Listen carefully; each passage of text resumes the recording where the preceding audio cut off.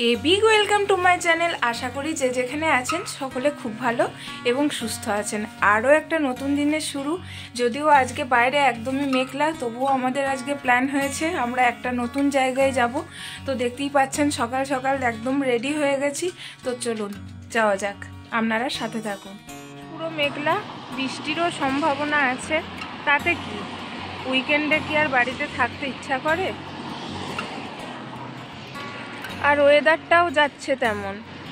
এর আগের উইকেন্ড দুটোতেও প্রচণ্ড ঝড় বৃষ্টি হয়েছে, এই উইকেও সেম। আমরা পৌঁছে গেছি স্ট্যান্ডে, এখন বাসের জন্য অপেক্ষা।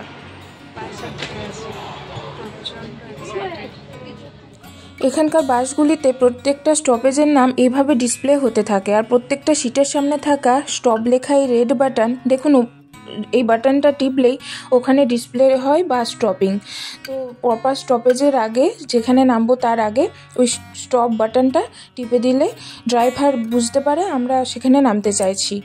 সাথে আছে এই যে দেখুন, যারা পড়াশোনা করতে চাইছে প্রপার যাতে লাইটটা পড়ে, তার জন্য দেখুন এখানে একটা লাইটের সুবিধা আছে, এই যে ব্লু কালারের হয়ে জ্বলছে। আমরা চার্জ ফুরিয়ে গেলে চার্জিংয়ের জন্য একটা পয়েন্ট করা আছে।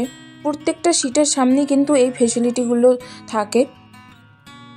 তার সাথে আমরা পেয়ে থাকি ফ্রি ওয়াইফাই। আর এখানকার বেশিরভাগ বাস যেহেতু হয় ডবল ডেকার, তো বাসের উপরের সিটগুলি খুবই আকর্ষণীয়। আমরাও সবসময় বাসে উঠলেই চেষ্টা করি ওপরের সিটগুলিতে বসার। ওপরের সিটগুলিতে বসলে ভিউগুলোও লাগে দারুণ। দেখুন চারিদিকটাই এত গাছ। এখন তো ফল সিজন চলছে, প্রচণ্ড ঠান্ডায় গাছগুলির পাতাগুলি সব ঝরে গেছে। আজ আমরা বেরিয়েছি ওল্ড ইংল্যান্ডকে দেখার উদ্দেশ্যে। এখানকার বেশিরভাগ বাড়িগুলিকে লক্ষ্য করলে দেখা যায় বাড়িগুলি পাঁচিলের জায়গায় বড় বড় গাছ দিয়ে ঘেরা। এই গাছগুলি পাঁচিলের কাজ করছে। কথা বলতে বলতে রাস্তা শহর চারদিকের পরিবেশ জানান দিল আমরা পৌঁছে গেছি শহরে।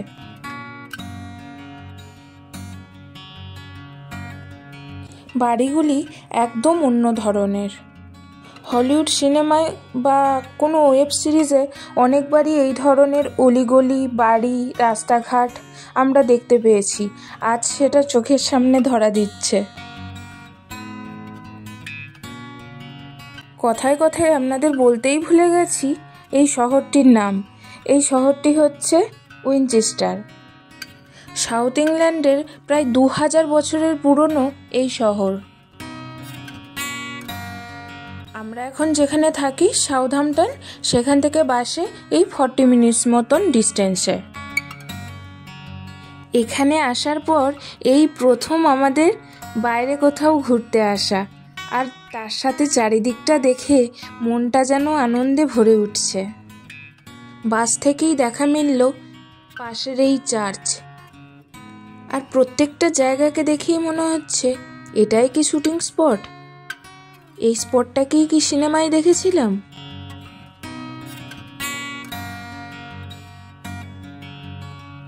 পাশের বাড়িগুলিকে দেখেই বোঝা যাচ্ছে বাড়িগুলি অনেক পুরানো। রাস্তায় গাড়ির লাইন দেখে মনে হচ্ছে সবাই ছুটির আমেজ কাটাতে এই শহরেই রওনা দিয়েছে।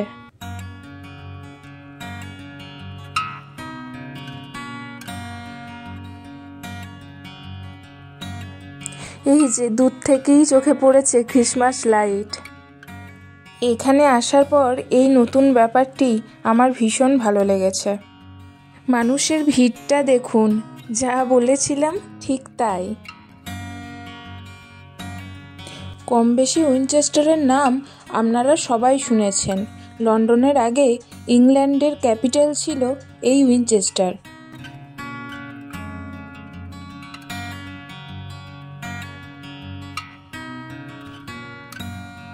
একটাই রক্ষা, বাইরে এখনো বৃষ্টি স্টার্ট হয়নি।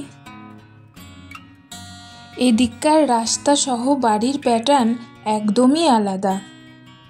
ইন্ডিয়াতে অন্য কোনো জায়গা থেকে নর্থ কলকাতায় চলে এলে হঠাৎ যেমন একটা ফিল অনুভূত হয়, এই জিনিসটাও খানিকটা সেই রকম। এখানকার বাস স্টপগুলি খুব ঘন ঘন থাকে। এই 1 মিনিট বা কয়েক সেকেন্ডের ডিস্টেন্সেই কিন্তু একটা বাস স্টপ থাকে। তার জন্য আমাদের পৌঁছাতে একটু লেটও হচ্ছে। সে হোক, বাস থেকে বাইরের এই মনোরম দৃশ্য দেখতে খুব ভালোই লাগছে। এ বাবা, পাশে লাইন দিয়ে দুদিকেই এত গাড়ি, আর দেখুন পার্কিংয়ের জায়গাটা পুরো ভর্তি।